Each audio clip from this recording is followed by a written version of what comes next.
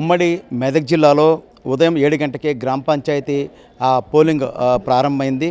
7 గంటలకి ప్రశాంతంగా ప్రారంభమైన పోలింగు మెదక్ జిల్లా కోనాయిపల్లిలో అటు బీజేపీ కాంగ్రెస్ వర్గాల మధ్య మాత్రం ఘర్షణ వాతావరణం నెలకొంది. పోలింగ్ బూతుల దగ్గరికి వచ్చేసి ఒకరికొకరు ప్రచారం చేసుకోవడంతో ఒకరి మీద ఒకరు ఆరోపణ చేసుకున్నారు. దీంతో పోలీసులు ఇరు వర్గాలను కూడా చెదరగొట్టిన ప్రయత్నం చేశారు.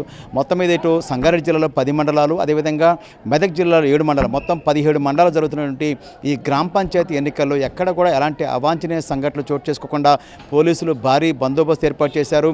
తొలి విడత ఎన్నికలు అవుతున్నాయో అది ప్రశాంతంగా సజావుగా జరిగాయి. 1-2 చోట్ల ఆ కౌంటింగ్ ఆలస్యమైనప్పటికీ మిగతా అంతా కూడా సజావుగా జరిగిపోయింది.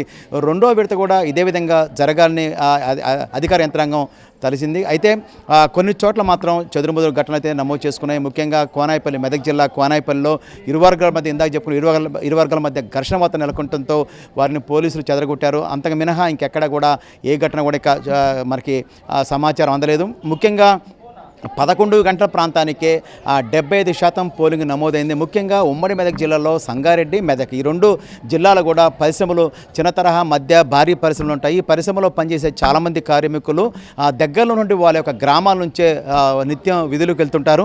ఈ నేపథ్యంలో ఇక్కడ ఉన్నటువంటి ఉదయం 7 గంటలకి చలి తీవ్రత విపరీతంగా ఉన్నప్పుడు రాష్ట్రంలోనే అత్యధికంగా చలి ఉన్నటువంటి ఉమ్మడి మెదక్ జిల్లాలో ఉదయం 7 గంటల నుంచి 11 గంటలలోపే వచ్చేసి తమ యొక్క ఓటకును ఉపయోగించుకొని విధులకు వెళ్ళిపోయిన సందర్భం ఇక్కడ మనకు కనిపించింది. ముఖ్యంగా ఒక్క కోనాయిపల్లిలో ఘటన మినహా అంతా కూడా మెదక్ జిల్లాలో పోలింగ్ అయితే ప్రశాంతంగా కొనసాగుతుంది.